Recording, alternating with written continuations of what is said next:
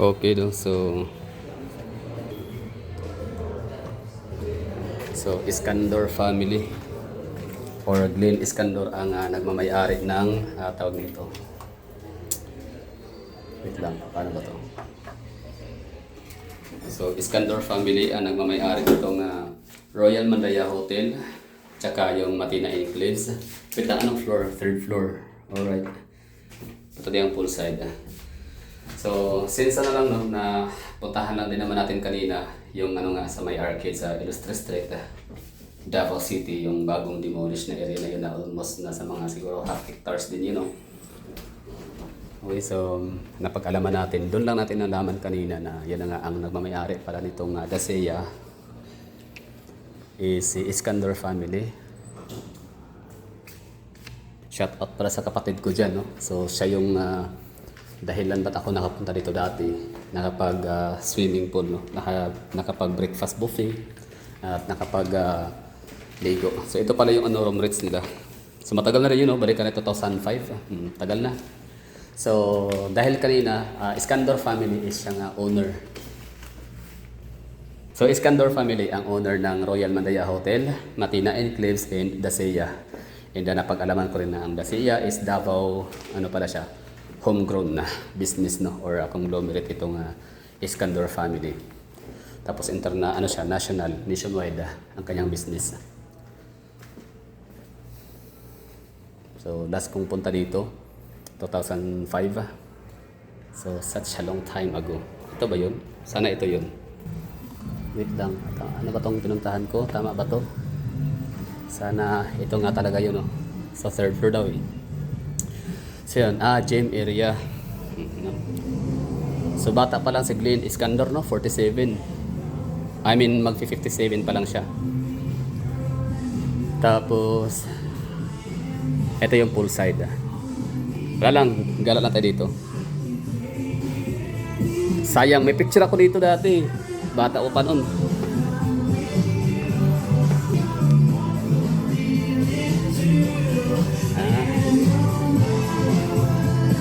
Nice one. So, naalala ko dito dati, may mga halamanan to dito dati. May garden, parang doon yata sa area na yon. So, nasa sa third floor tayo dito, Royal Mandaya Hotel. Okay.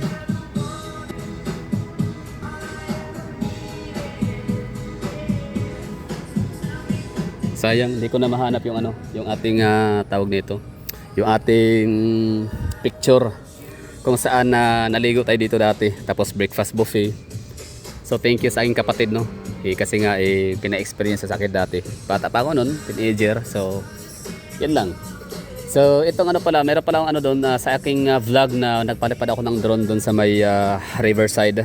Tapos sabi niya kasi nabanggit ko yung Royal Mandaya Hotel, kasi kapag doon ka na area sa may sa may bandang Riverside, sa may Ecoland area. So tanaw mo to dito, itong Royal Mandaya Hotel, masyadong siyang highlighted itong naka-highlight, no, or masyadong visible itong si Royal Mandaya Hotel, gawa nung dahil maliban sa kanyang kulay na kulay yellow or ivory, ang likod nito is nasa likod, nasa harap siya, no, or yung kayang parang tumatayong background is si si Marco Polo Hotel, and hindi pala, ang tumatayong background nitong si Royal Mandaya Hotel ay si tawag na ito yung Avida Tower, no, yung tatlong building na yun. Tapos si Peak Lane, 202 Peak Lane, tsaka si Euro Tower ng Vivaldi Residences. So kaya kapag doon ka, nung ako'y nagpalipad one time, so visible. So napansin ko tong si Royal Mandaya Hotel, at ang sabi ko is siya located sa CM Recto. Nagalit, no, may nagalit sa akin. Parang hindi naman sa nagalit, pero parang hinasgahan ako na bubo daw. Totoo din naman. So sabi ko ayaw nga pala, pasensya na, hindi pala siya si Recto. Kasi ito kasing Royal Mandaya Hotel, malaking malaking space ho nitong kinain ho niya, na in between ho pala talaga siya sa CM Recto Street and Ponciano Street. Yan, Ponciano Street kabila. So one way parehas yan. Tapos ito namang area na to dito is ang Palma Hill Street. So literally, officially, ito ho talaga yung pinaka no, pinaka-legit na address. So pagtatanungin ho tayo, so saan ba located ang Royal Mandaya Hotel sa Davao City? So ang sabihin ho natin is located along the street of Palmahil Street. So hindi siya si Recto, hindi siya sa Ponciano. Kasi sa Ponciano, hindi naman siya hindi naman siya Royal Mandaya Hotel. Meron pa ibang establishment. Tapos sa si Recto naman, meron ding isang establishment like Coco Life, gano'n, no. Pero tayo naman kasi mga taga Davao, hindi naman ka-specific when it comes to streets and names of streets, di ba? Kasi sa atin lang talaga is pinaka landmark lang ho talaga yung sinasabi ho natin, tinutukoy. For example, eto, Mandaya Hotel, saan ba matatagpuan ang Mandaya Hotel? So sabihin lang natin sa may sa may si Recto. Kasi itong si Palmahil, hindi siya kasi masyadong kilala, di ba? So pag sinabing si Recto talaga siya, di ba? Si Recto is si Recto, or Claveria is Claveria, di ba? So si Palmahil, hindi siya ganoon kakilala. So, alam lang to ng mga taga rito na talaga dito lumaki, di ba? Or dito natatrabaho, so kabisado yung kalye. Ponciano, gano'n, no? So within malapit lang yan sa may Rojas Avenue, malapit lang yan sa si Recto. Malapit lang yan sa may Marco Polo Hotel, malapit lang yan sa may sa may Ateneo de Davao. So we're using landmarks, mga malalaking landmarks instead of pinaka-official talaga na streets, di ba, kalye. So yun lang mga hagala, bali. Ako napadaan lang din naman natin dito, so umakyat na natin dito at manood, no. Kasi dito parang hindi man talaga ng parte ng aking kabataan, childhood memories, pero syempre in my teenage years, nakapunta ako dito, naligo sa swimming pool. Dati laking-laki pa ako dito sa swimming pool na to dito. Maliit lang pala, 'di ba? Kasi iba kasi talaga yung perspective natin, no, sa buhay kapag kabata pa tayo. Hindi pa tayo masyadong nakapag-explore ng mga lugar na mga malalaki. Kaya lahat ng mga bagay na bago sa atin is naninibago at napapawaw ho talaga tayo. So yun, bali ito pala yung itsura. So hindi siya nabago, ganun pa rin siya, same as usual. Ang hindi ko lang makita dito yung parang mga halamanan nga, o yung dating mga halaman, no, parang garden area. Yun lang. Tapos bababa tayo dito, nakita na ho natin yung ang buffet pala dito is lang siya, no, parang ka-level lang din siya ng Apoview Hotel. Apoview Hotel is 899 pesos ang dinner buffet. So dito naman ay 888 pesos. So minsan punta tayo dito manood, kakain tayo dito, no. Shout out sa aking nanay na mahilig kumain.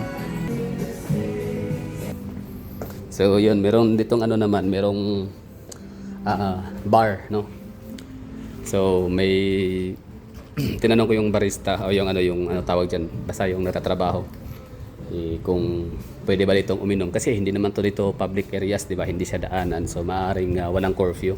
For example, naglalasingan, nagwawalwalan sa labas, like last call alas 12, so alauna kailangan pwersahan ka na talagang lumabas ng establishment, or else pwede kang makulong, makasuhan, gano'n, no, ma-detain. So tinanong ko siya, imbes na magpunta pa ng Island Garden City of Samal para ipagpatuloy yung pagwawalwalan, baka pwedeng dito na lang. So hindi rin pala, kasi hanggang alas 11 ng gabi lang din sila. Yan na, no, namasyalan tayo dito, pumasok lang tayo at naki-inform na rin po tayo kung magkano yung kanilang buffet. Yan na naman talaga target natin, buffet. So 888 lang pala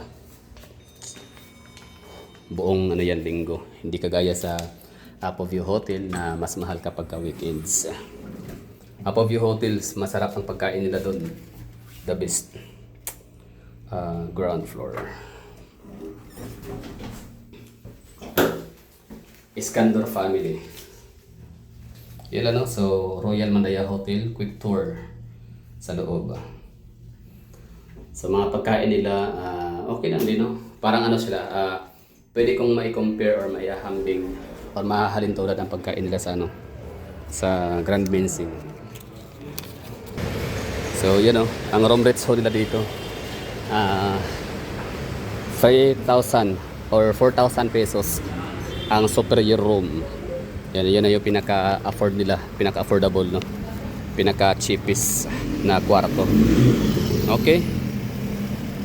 So ang aantayin natin na mag-open itong i-experience ko talaga ay si Marco Polo Hotel.